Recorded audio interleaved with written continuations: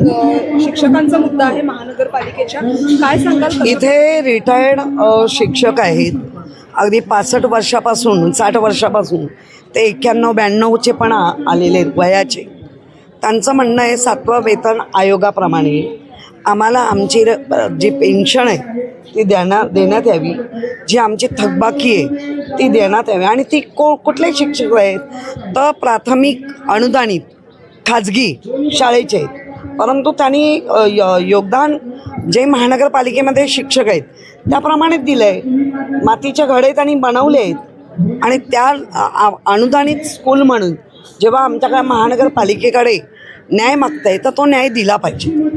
कारण त्यांच्या दर महिन्याच्या पेन्शनमध्ये 8-10 हजाराची जर वाढ झाली तर तो त्यांच्या औषध पाणी किंवा हॉस्पिटल जे आपल्या वार्धक्यानंतर ज्या काही प्रॉब्लेम येतात त्यासाठी ते मागतायत.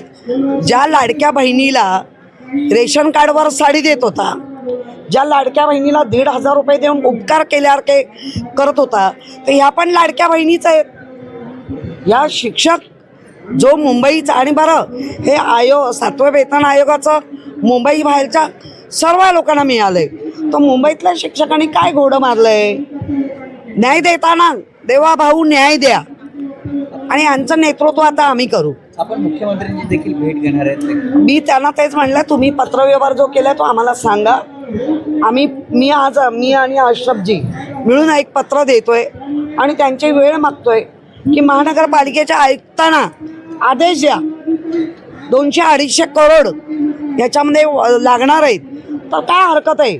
500-700 करोड करून रस्ते दुसऱ्या दिवशी खचून जात आहेत, पाण्यात जात आहेत.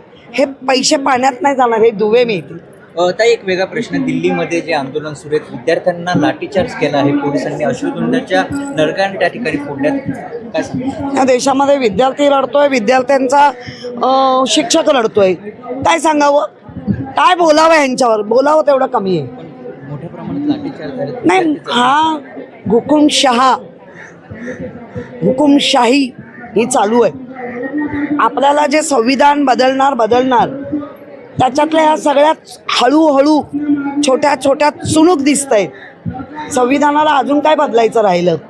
रामरक्षा आंदोलनावरून आता भाजपवाले टीका करत आहेत, असं पाहता नवनाथ बंदने अपशब्द वापरलेले आहे. नाही, ते घाणेरडीत लोक झाली आहेत.